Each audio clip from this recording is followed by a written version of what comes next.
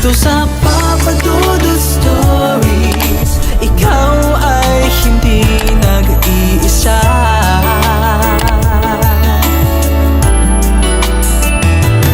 Dito sa Papa Dudut Stories, may nagmamahal sa'yo.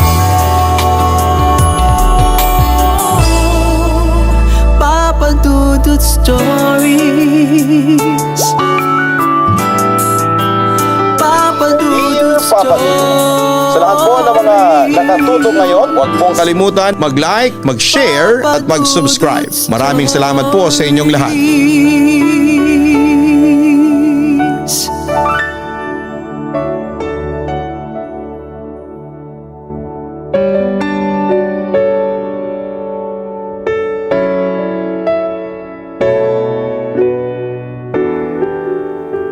Bahagi na ng buhay natin ang araw-araw na pagtatrabaho.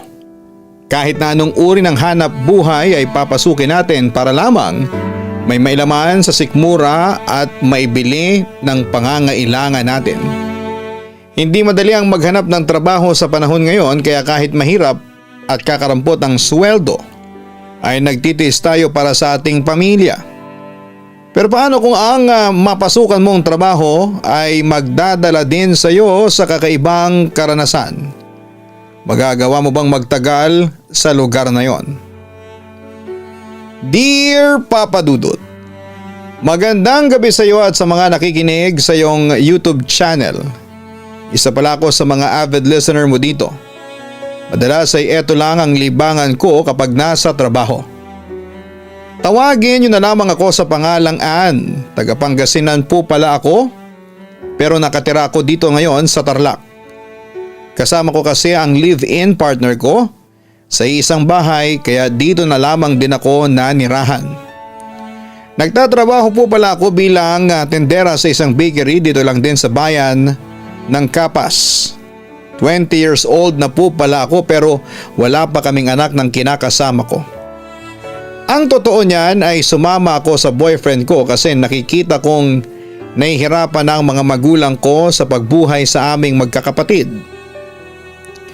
Alam kong mali ang ginawa ko, pero sa parang yon, tungkol lamang kasi matutulungan ang mga magulang ko. Ayaw ko na rin kasing maging pabigat sa kanila, kaya mas pinili ko na lamang na umalis sa amin at sumama sa boyfriend kong si Jeric na siya ngayong ka-live-in ko. Dahil nga sa nagsasama na kami ay kailangan kong maghanap ng mapagkakakitaan. Sinubukan ko noong mamasukan bilang isang katulong, pero hindi ko akalaing mahihirapan ako sa trabahong pinasok ko. Hindi naman sa nagreklamo ako, pero may mga trabaho kasi na ibinibigay sa akin na hindi ko naman dapat pang akuin. Sanay naman ako sa gawaing bahay, pero kung pag-aalaga na ng batang pag-uusapan, parang hindi na sapat ang ibinabayad nila sa akin. Stressful din ang naging trabaho ko noon sa isang amo ko dahil sobrang delay niyang magpasweldo. Tapos kung magbibigay pa ay hindi pa yung buong sweldo ko. Tiniis ko yon ng halos 5 buwan para lamang makaraos kami ng kinakasama ko. Pati ugali ng mga anak ng naging amo ko ay tiniis ko din. May pagkakataong sinisigawanan nila ako dahil sa kapalpakan ko, pero pinapalagpas ko ang lahat ng yon. Ayaw ko rin kasing mawala ng trabaho, lalo pa ngayon na ang laki ng gastusin namin. Nakatira lamang kasi kami sa isang apartment ni Jeric. Ang bayad sa inuupahan naming unit at maging sa iba pang gastusin ay sumasapat lang sa kinikita naming dalawa. Minsan nga ay kinukulang pa dahil nagpapadala din ako sa mga magulang ko kapag kailangan nila ng panggastos. Binala ko naman noong mag-abroad, pero kahit na pang placement fee ay wala ako. Hindi ko nga alam kung saan ako kukuha ng ganong kalaking halaga. Kaya kahit kapos kami sa pera ay nagtiis ako para lamang makaraos kaming magkasama. Sapat na yon sa akin kahit na nahihirapan ako. Hindi rin naman ako nagtagal sa trabaho kong yon, Papa Dudut, pagkatapos ng 6 na buwan na pagpapaalila sa amo ko ay nabalitaan ko na lamang na may isang tindahan na naghahanap ng tendera. Urgently needed daw, kaya nagpaalam ako sa amo ko na magde-day off muna ako. Pero ang totoo ay gusto ko nang lumipat ng trabaho. Kaagad ko namang pinuntahan ang nasabing tindahan at doon ko napagtanto na isa palang bakery na may sari-sari store ang naghahanap ng tindera. Kinausap naman ako ng may-ari at tinanong ako kung okay lang daw ba sa akin ang ganong klase ng trabaho. Hindi na ako nagdalawang isip pa, Papa Dudut, na sumagot ng oo. Dahil pagtitinda lang naman ang gagawin ko at wala nang iba pa. Isa pa ay libre ang pagkain at internet sa kanila kaya pabor sa akin ang trabahong inaalok. Kailangan ko lang daw pumasok ng alas 5 ng madaling araw at umuwi ng alas 6 ng gabi. Hindi naman ganong kabigat ang trabahong pinapagawa nila sa akin, hindi tulad noong sa dati kong amo. Pinagsimula nila kaagad ako kinabukasan pero dahil kailangan ko magpaalam sa dati kong trabaho, nakiusap pa ako na bigyan muna nila ako ng isa pang araw para makapagpaalam sa dati kong pinapasukan. Pumayag naman sila at sinabing aasahan daw nila na papasok ako sa araw na yon. Di hamak kasi na mas malaki ang offer ng may-ari ng tindahan kesa sa dati kong amo, kaya sinigurado ko na sa kanila na ako mamamasukan. Kaya kinabukasan ay sinubukan ko sa amo ko na gusto ko nang kuhanin ang huling sweldo ko sa kanya dahil may nahanap na akong bagong trabaho. Pumayag naman siya at ibinigay din kaagad ang karampatang sahod para sa akin. Sobrang laking ginhawa sa akin na magsimula akong mamasukan bilang isang tendera sa bakery na ngayon ay pinagtatrabahuhan ko. Kapag lunch break ay kasama ko ang mga panaderong kumakain at madalas ko rin kakwentuhan ang kanilang kasambahay na nagluluto ng kinakain naming lahat. Sa ngayon ay masasabi kong sobrang pasasalamat ko dahil nakahanap na rin ako ng mabuting amo. Sobrang bait kasi ng may-ari ng bakery na pinapasukan ko, Papa Dudut. May mga pagkakataon na napagsasabihan nila ako pero alam kong kasalanan ko rin naman. Minsan kasi sabaw ang utak ko sa mga sunod-sunod na problemang nangyayari sa buhay ko at hindi maiiwasang nadadala ko yon sa trabaho. Pero kahit na ganoon ay hindi pa rin nila ako tinanggal. Kahit na maraming nag-a-apply sa kanilang tindera, ngayon nga ay mag-iisang taon na ako sa kanila ay wala pang halos nagiging problema sa trabaho ko. Mabenta rin ang mga tinapay na binebenta nila dahil sa specialty nilang siksik o yung tinapay na monay na malalaki. Palaging ang sold out ang tinda namin yon at hindi na umaabot pa ng isang araw. Minsan naman kapag walang masyadong bumibili ay nakikinig ako ng mga paborito kong music o kaya naman ay nakastream dito sa YouTube channel mo, Papa Dudut. Nakasubscribe na rin ako sa Papa Dudut Family sa Kaistorya na isa pang YouTube channel mo. Naging pampalipas oras ko kasi ang pakikinig sa mga horror story ng mga letter sender sa channel mo. Mapa sa Papa Dudut man o sa Kaistorya YouTube channel. Pero hindi ko naman nakalaing sa pakikinig ko sa iyo ay mararanasan ko rin ang mga naranasan nila. Sa pamasukan ko bilang tindera dito sa bakery ay nakilala ko si Kuya Jay, ang isa sa mga anak ng amo ko. Mabait siya at palabiro tulad ng nanay niya, negosyante rin siya at may-ari ng isang maliit na tutorial center. Pero minsan ay may kakaiba sa kanya. Bigla na lang kasi siyang tumatahimik kapag nakikipagbiruan sa amin. Hindi ko alam kung ugali niya ba talaga yon o sadyang may sayad lang ang utak niya. Pero isang araw ay may nasabi siya na ikinagimbal ko. Hindi ko na rin kasi napigilan ang magtanong kung bakit may ugali siyang ganon. Basta ang sinabi lang niya ay mag-ingat lang daw ako sa mga dadaanan ko sa tindahan nila. Hindi ko maunawaan kung bakit ganon ang sinabi niya. Hindi rin malinaw sa akin ang mga sagot niya pero nung sinabi niya yun ay parang may kakaiba sa tono niya. Feeling ko nga ay may mga bagay siyang nakikita na hindi ko nakikita. Ipinagsawalang bahala ko na lamang ang mga sinabi ni Kuya Jay. Baka dala lamang ng pagiging mapagbiro niya kaya niya nasasabi ang mga bagay na yon sa akin. Minsan kasi mahilig siyang mag-prank sa akin kaya baka isa yon sa taktika niya para mahulog na naman ako sa panibagong kalokohan na gagawin niya. Pero ang akala kong pagbibiro niya ay nauwi sa nakakapanindig balahibong experience ko nitong mga nakaraang buwan lang. At halos hindi ako makatulog noong naranasan ko na ang nakakatakot na pangyayari sa buhay ko. Tanghaling tapat yon at kasagsagan ng mainit na panahon. Wala pa namang masyadong bumibili kaya nagpaalam muna ako na maliligo ako.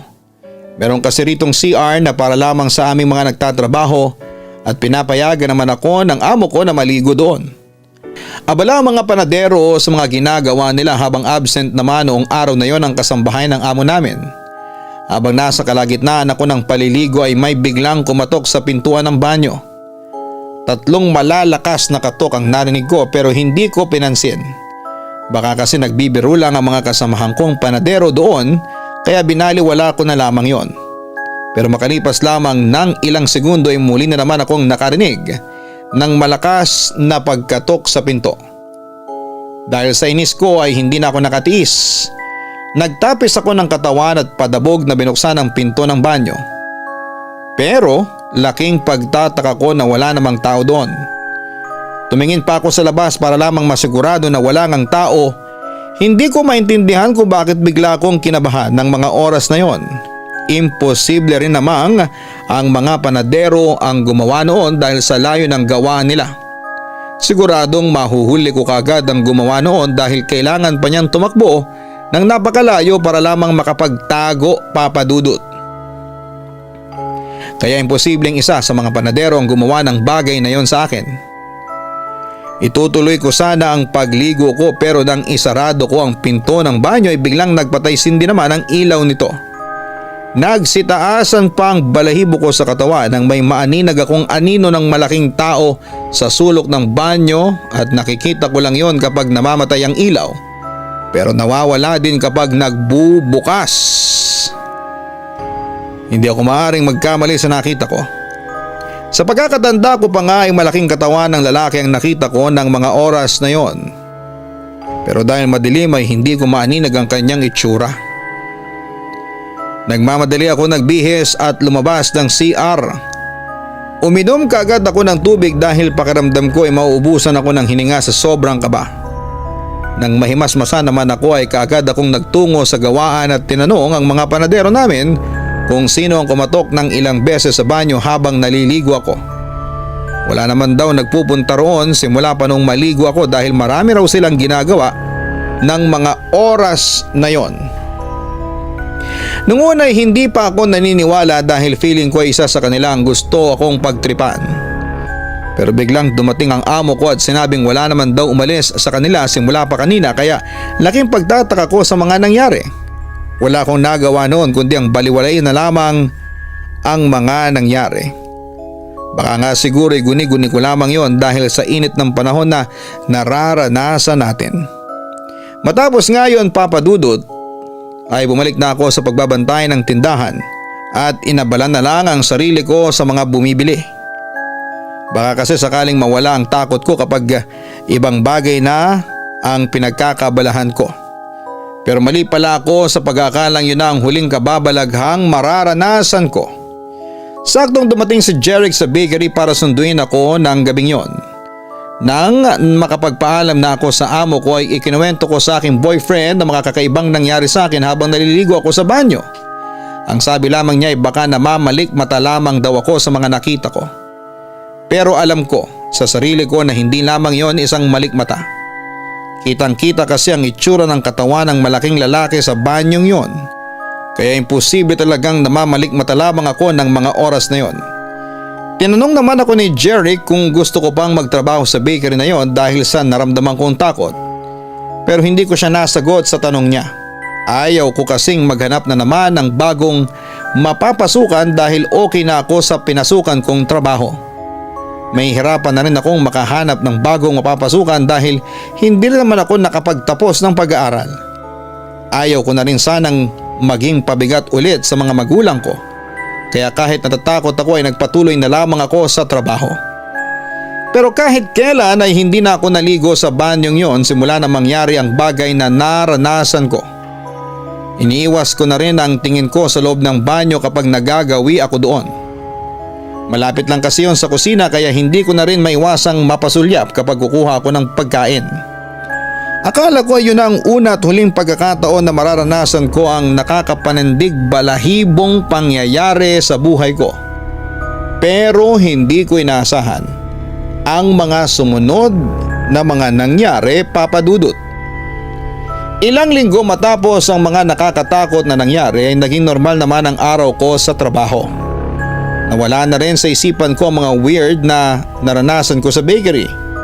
Pero may ilang bagay akong nararanasan na hindi ko maunawaan pagkatapos noon. Isang hapon nga ay nakaramdam ako ng antok habang nagbabantay ng tindahan, kaya nagpasya muna akong umidlip sa mesa.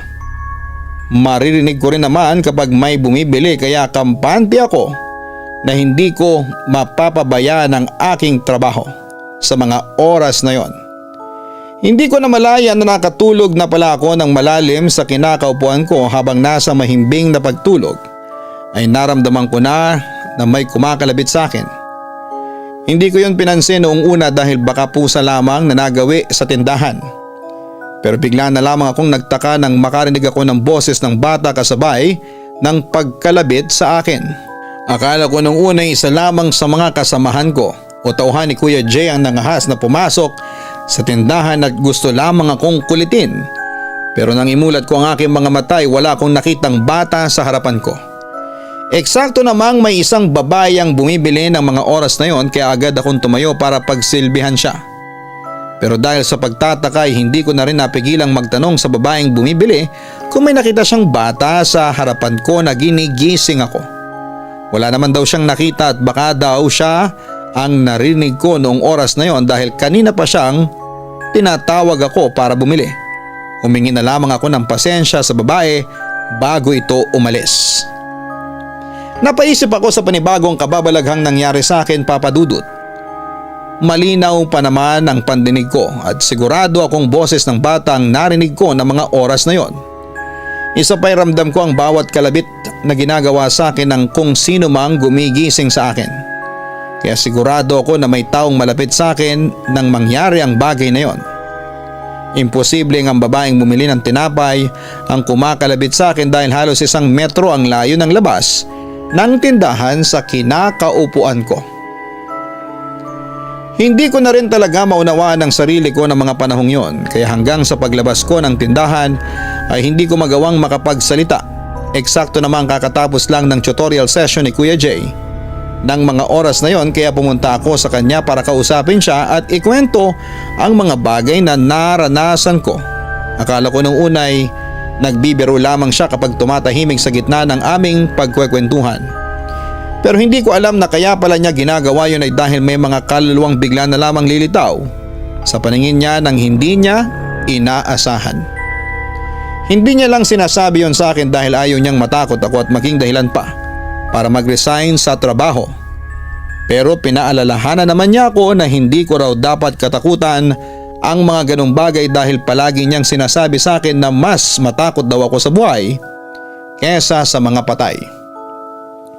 Doon ko nga na-realize na isa si Kuya Jay sa mga taong may sixth sense o yung mga may kakayahang makakita ng mga bagay-bagay na hindi nakikita ng normal na mga mata ng isang tao. Kapag daw natatahimik siya sa gitna ng pag-uusap ay isa lamang ang ibig sabihin noon. May nakikita siyang kaluluwa sa paligid. Hindi nga lang niya madistinguish kung yon ay masama o mabuti. Ayaw naman niyang kausapin ang mga nilalang na yon dahil baka magamit daw siya ng mga ito sa paraang hindi niya nanaisin. Doon ko pa lamang mas naunawaan kung bakit minsan ay weird siyang makitungo sa amin. Kaya din pala siya maingay at mapagbiro ay para layuan siya ng mga ito. Pero minsan, hindi rin niya maiwasan na magpakita sa kanya ang mga multo sa paligid. Sinabi pa niya na kahit sang bahagi naman daw ay may mga kaluluwang ligaw. Pero pinipili lamang nito kung kailan magpapakita sa mga normal na kagaya ko. Dahil din sa nalaman ko ay hindi ko na rin po naiwasang itanong sa kanya ang mga nangyari sa akin. At doon niya lang sinabi ang lahat na talagang nagbigay sa akin ng kakaibang takot sa katawan. Yung nakita ko raw sa banyo ay sundalong namatay noong gyera at doon sa lugar na pinagpwestuhan ng banyo nilibing ang bangkay ng namatay na sundalo. Nagpakita lang daw ito sa akin dahil baka may gusto lang iparating. At ang bata namang kumalabit sa akin ay isang ligaw na kaluluwa ng batang gusto lang akong paglaruan. Hindi raw naman ako dapat matakot doon dahil mabait naman ang kaluluwa ng batang pag-alagala sa loob ng tindahan. Hindi ko alam kung dapat ko bang paniwalaan ang mga sinasabing yon sa akin ni Kuya Jay, Papa Dudut. Medyo mahirap kasing maniwala lalo't noon ko pa lamang naman naranasan ang mga bagay na yon. Pero isa lang ang sinabi niya sa akin matapos ang usapan naming dalawa. Magdasal lang daw ako at huwag matakot sa mga ganong klaseng kaluluwa. Ginawa ko naman ang payo niya, minsan ay nakakaramdam ako ng kakaibang bagay sa loob ng tindahan. Pero nagdadasal lamang ako at nawawala na rin naman pagkatapos. Ikinuwento ko rin kay Jerry ang mga kakaibang nangyayari sa akin habang nagtatrabaho sa bakery na yon. At isa lang din ang madalas niyang sinasabi sa akin kapag napag-uusapan namin ang bagay na yon, kung hindi ko na raw kaya'y umalis na ako sa trabaho ko. Pero hindi rin kasi pwedeng palagi akong pangunahan ng takot sa mga nangyayari. Oo, matatakotin ako pero kung palagi kong iisipin ang nararamdaman ko ay baka kung saan na lamang kaming puluting dalawa. Hindi rin naman kasi sapat ang kinikita niya sa pagkukonstruction kaya hindi rin ako maaring basta na lamang magdesisyon para sa amin. Isa pa'y sinabi naman sa akin ni Kuya Jay na hindi naman ako dapat matakot sa mga nangyayari sa akin sa bakery. Palagi niya lang akong sinasabihan na mag-ingat na lamang sa mga kaluluwang nagpaparamdam sa akin, Papa Dudut. Tumagal naman ako sa trabaho ko at minsan na lamang may nagpaparamdam sa akin. At dahil bakasyon na rin ay wala nang gaanong tutorial session si Kuya Jay kaya madalas na namin siyang nakakabiruan sa tindahan kasama ng kasambahay nila. Hindi naman iba ang pakikitungo sa amin ng kanilang pamilya. Maging ang nanay niya na amo namin ay parang pamilya na rin ang trato sa aming mga trabahante nila. Madalas kapag tapos na ang morning session ng kanyang tutor ay tumatambay na siya sa bakery at nakikipagkwentuhan. Mga simpleng biruan lang at rant sa mga buhay-buhay. Kahit naman kasi nakakaluwag sa buhay ang pamilya nila Kuya Jay, ay may mga dagok pa rin naman na dumarating sa kanilang buhay. Isa na nga roon ay namatay ang kanilang stepfather na tumayong ama nila simula pagkabata. Naging masakit para sa kanila ang pagkamatay ng itinuring nilang ama, pero ipinagpatuloy pa rin nila ang buhay para na rin sa kanila. Sikat pala ang bakery nila dito sa compound na tinitirhan namin. Ito pala ang pinakaunang bakery dito. Kaya dinudumog ng karamihan at dinadayo pa ng mga taga-malayo. Kaya siguro hindi katakatakang may mga taong bago sa paningin ko ang madalas na bumibili sa akin. Pati nga mga foreigner na naninirahan dito ay sa bakery na rin namin bumibili ng tinapay. Kahit naman ako ay natakam sa mga tinapay na ginagawa ng panadero namin kaya paminsan-minsan ay tinitikman ko ang ilang peraso noon. At masisigurado kong kahit sino ay hindi magsisisi oras na matikman ang tinapay na gawa ng bakery namin. Akala ko naman ay matatapos na ang mga nakakatakot na karanasan ko sa tindahang pinapasukan ko. Pero nang sumunod na mga araw ay mas lalong lumala pa ang mga pagpaparamdam sa akin ng mga ligaw na kaluluwa. Isang umaga na maaga kong pumasok ay inutusan muna ako ng amo ko na maglinis ng tindahan at mag-display ng mga tinapay na bagong gawa pa lamang. Katapat lang ng tindahan ang paradahan ng bahay kung saan ay nakaparada noon ang Fortuner na gamit ng may-ari ng bakery. Normal naman ako sa ginagawa ko ng mga oras na yon at hindi pinapansin ang anumang bagay sa paligid ko. Pero bigla ako nakaramdam ng kakaibang hangin nang mapadaan ako sa pinto katapat ng paradahan. Nang lumingon ako ay may nakita akong tao sa loob ng sasakyan. Tinted ang salamin ng Fortuner pero may kaunting liwanag naman na nagsilbing sinag para makita ko ang korte ng taong nakasakay sa loob. Nung una ay hindi ko yon pinansin dahil baka si Kuya Jay lamang yon. Sa pagkakalang siya na nga ang nasa loob ay nasabi ko sa amo ko na ang aga yatang gumising ni Kuya Jay ng araw na yon. Pero nagtaka siya sa mga narinig mula sa akin. Tulog pa raw ang anak niya dahil napuyat ito sa panggabing trabaho. Laking pagtataka ko dahil may nakita akong tao sa loob ng sasakyan. Pero nang bumalik ako dito sa pinto para tingnan ang nakaparadang sasakyan ay nawala na ang nasa loob noon. Nang magising si Kuya Jay ay sinabi ko sa kanya mga nakita ko ng umagang yon. Hindi talaga siya ang nasa loob ng sasakyan nila dahil tanghali na siyang nagising. Pero sigurado talaga ako sa nakita ko ng mga oras na yon. Malinaw pa sa utak ko na nasa driver's seat ang lalaking nakita ko. Nang sabihin ko naman sa kanya yon, ay may ikinomento siya sa akin na ikinagulat ko. Ang sasakyan na gamit ng kanilang pamilya ay ang sasakyang gamit ng kanilang stepfather nung ito ay mabaril. Away politika daw ang dahilan kaya ito pinatay at hanggang ngayon ay umaandar pa rin ang kaso para sa hustisya sa pagkamatay ng kanilang stepfather. Marahil ay nagpaparamdam sa akin ang kaluluwa nito kaya nakita ko ang presensya nito sa loob ng sasakyan na yon. Hindi ko mawari kung paano ko maipapaliwanag ang mga nararamdaman ko na mga oras na yon. Bakit naman ako napiling niyang pagparamdaman? Hindi ko nga kilala ang taong yon dahil bago pa lamang akong namamasukan sa kanila bilang tendera. Pero sinabi sa akin ni Kuya Jay na wala raw pinipiling tao ang mga kaluluwang humihingi ng hustisya. Mabuti na nga lang daw at hindi ako nagtangkang lapitan ng taong nakita ko noong mga oras na yon.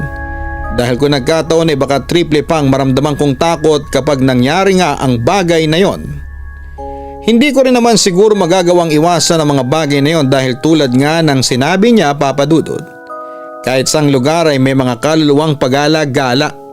Tulad ng nakagawian ay pinagsawalang bahala ko na lamang ulit ang bagay na yon, Papa Dudut. Nagdasal na lamang ulit ako pagkatapos ng mga naranasan ko. Alam kong marami pang darating na kababalaghan kaya kailangan ko ring maghanda. Mabuti na nga lang at may guide ako ni Kuya Jay kung sakaling may ma-experience pa ulit akong kakaiba. Pagkatapos ng pag-uusap namin yun ay bumalik na ako sa trabaho, linggo noon kaya siguradong maraming mamimili sa aming tindahan. Kaya nawala rin sa isipan ko ang mga nangyari. Hindi ko na rin pinilit pang alalahanin ang lahat dahil baka kung ano pang mangyari sa akin. Medyo masama na rin ang pakiramdam ko ng araw na yon dahil sa sobrang daming customers. Kaya nang makauwi ako ay nagpamasahe ako kay Jeric ng katawan dahil sobrang sakit na ng kasukasuan ko. Tinanong naman niya ako kung may nangyari daw ulit sa akin na kakaiba ng araw na yon. Pero hindi ko na ikinuwento sa kanyang mga nakita ko at alam ko na kasi kung ano ang isasagot niya sa akin at sigurado akong pag-aawayan na naman naming dalawa ang bagay na yon. Gusto na kasi niyang umalis ako sa trabaho at maghanap ng ibang mapapasukan. Pero nagmamatigas ako na hindi ko kayang umalis na lamang basta sa pinapasukan ko. Isa pa ay malaki na rin ang advance ko sa bakery kaya hindi ko magawang makaalis na lamang basta sa amo ko. Nakakahiya naman kung gagawin ko ang bagay na yon. Maganda rin naman kasi ang pakikitungo nila sa akin kahit pa may mga bagay akong nararanasan na kakaiba sa kanilang tinitirhan. Akala ko dati sa tindahan lang at sa mismong bahay na tinitirhan ng amo ko meron akong mararamdamang kababalaghan. Pero hindi lang pala roon may nagpaparamdam. Isang araw ay naramdaman ko na lamang nasasabog ang pantog ko dahil sa sobrang pagpigil ng ihi. Dahil nga sa ayaw ko nang pumasok sa banyo na dati kong pinaliguan, dito rin mismo sa bakery nakiusap ako na kung pwede ay sa tutorial center muna ako ni Kuya Jay makigamit ng banyo. Tapos na rin naman ang klase niya ng mga oras na yon, kaya pumasok na ako sa center niya. Katabi lang kasi yon ng tindahan kaya hindi na ako nahirapan pang maghanap ng CR. Saglit na lumabas si Kuya Jay kaya naiwan ako mag-isa sa center. Habang nasa banyo ako at umiihi ay bigla naman akong nakarinig ng pagtawa ng bata. Nagtaka ako dahil nang pumasok ako sa loob ng tutorial center ay wala naman akong batang nakita sa loob. Kaya sumigaw ako at nagtanong kung bakit siya naroroon. Pero kahit na anong sigaw ko ay parang walang napapakinggan ng bata sa labas ng banyo. Ilang saglit lang ay nakarinig din ako ng mga yabag na parabang may nagbabagsakang gamit. Doon ako nabahala sa mga nangyayari. Kaagad kong tinaas ang aking pang-ibaba at nag-flash ng inidoro. Baka kasi may masira ang batang yon sa mga gamit ni Kuya Jay, pero laking pagtataka ko ng paglabas ko ay wala akong nakitang kahit na sino o ano sa labas ng banyo. Nagsitaasan ang balahibo ko sa mga oras na yon. Nakita ko rin ang mga ballpen at papel na nagkalat sa sahig nang makalabas ako ng banyo. Pero wala akong nadatnang batang naglalaro sa silid na yon. Dahil sa takot ay hindi ko na nagawa pang pulutin ang mga nagkalat na gamit sa sahig. Kagad akong pumunta ng tindahan at nadatnang ko roon si Kuya Jay. Sinabi ko sa kanya ang mga nangyari sa akin habang nakikigamit ako ng banyo sa kanyang silid. Natawa na lamang siya sa halip na matakot. Tinanong pa niya ako kung cute daw ba. Ang batang nagparamdam sa akin at sinabing gusto lang daw nito na makipaglaro. Sinagot ko naman siya na kahit gaano pa ka-cute ang batang yon ay hindi ako makikipaglaro sa kanya. Sinabi rin niya na matagal nang may nagpaparamdam sa kanya sa tutorial center niya at alam niyang bata yon. Naalala ko na malapit nga pala si Kuya Jay sa mga bata kaya siguro kahit na mga batang multo ang nagpaparamdam sa kanya ay okay lang. Hindi naman daw ako dapat mabahala sa mga nangyari dahil alam niyang hindi naman daw ako sasaktan ng nilalang na yon. Kontrolado rin kasi niya ang sitwasyon kapag nagpaparamdam ang batang multo sa kanya doon sa kanyang tutorial center. Minsan pa nga daw ay madadatnan niyang may nakadrawing sa whiteboard pagkapasok niya sa loob tuwing umaga. Pero hindi na lamang niya yon pinapansin. Hinahayaan na lamang niya dahil wala naman itong ginagawang masama sa kanya. Doon ko rin natuklasan na may kinalaman ng multong nagparamdam sa akin sa nangyari kay Kuya Jay isang linggo ang nakalipas. Dala kasi siya sa loob ng center kasama ang batang tinututor niya. Kagad niya akong tinawagan para humingi ng tulong pero kahit ako ay hindi mabuksan ang pinto ng center ng mga oras na yon. Humingi na rin kami ng tulong sa mga panadero pero kahit isa sa kanila ay walang nakapagbukas ng pinto. Pero ilang sandali lang ay nabuksan na rin naman ito. At ang dahilan kung bakit ito nabuksan ay dahil sa tulong ng batang multo na madalas palang nakakasama ni Kuya Jay sa pagtuturo sa kanyang mga tinututor. Mainit kasi ang ulo ni Kuya Jay noong araw na yon dahil sa makukulit na batang tinuturuan niya.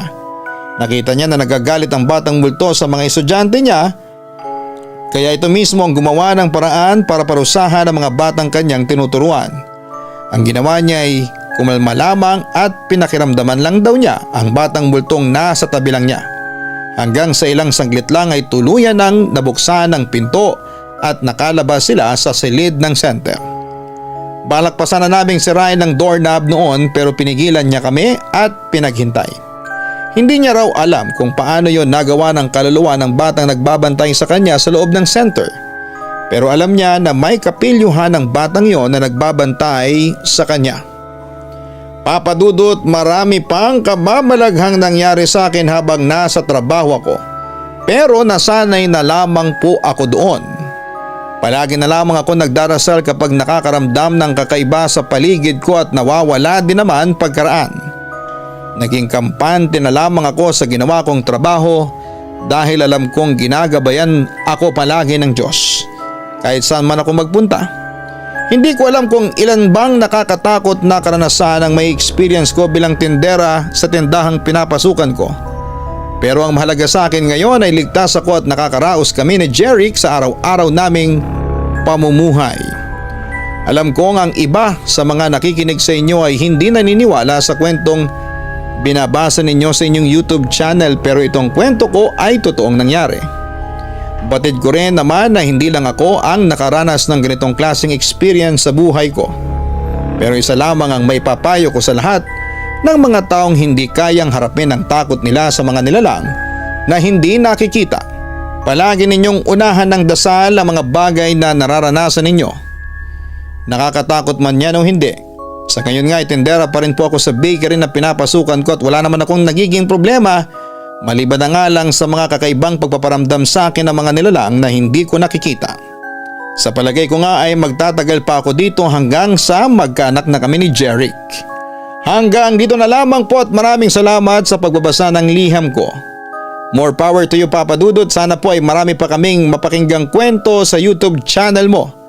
Salamat din po sa pag-upload sa Kaistorya YouTube channel at syempre po salamat din po sa pagbabahagi ng inyo namang buhay sa Papa Dudut Family YouTube channel. Lubos na gumagalang, Anne. Hindi naman lingid sa kalaman ng karamihan na hindi lang tayo ang mga nilalang na nabubuhay dito sa mundong ibabaw. Ang iba nga lang ay hindi natin nakikita pero nararamdaman nating nasa paligid lamang sila. Hindi naman lahat ng mga kaluluwang ligaw ay nananakit. Karamihan sa kanila ay nagpaparamdam lang at wala naman talagang intensyon na manghamak ng mga mortal sa mundo. Nararanasan din naman natin ang mga naranasan ng ating letter sender na si Ann at isa lang ang naging sandata niya sa mga karanasang yon sa kanyang buhay. Yon ay walang iba kundi ang pagdarasal.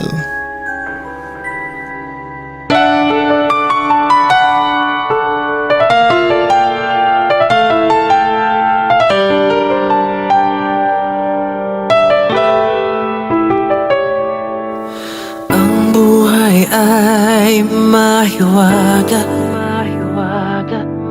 laging may lungkot at saya. Sa Papa Dudut Stories, laging may karamay ka.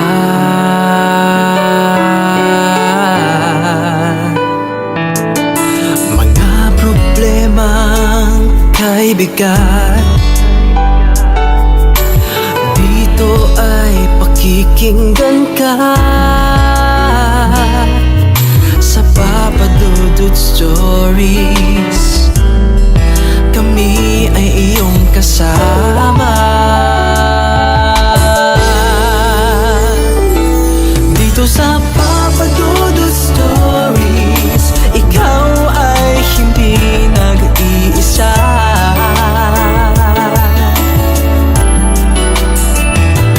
Dito sa Papa Dudut Stories, may nagmamahal sa'yo. Papa Dudut Stories,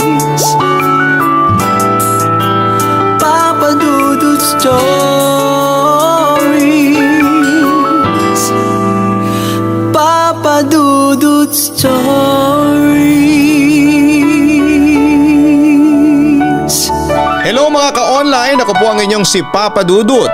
Huwag kalimutan na mag-like, mag-share at mag-subscribe. Pindutin ang notification bell para mas maraming video ang mapanood ninyo. Maraming salamat po sa inyong walang sawang pagtitiwala.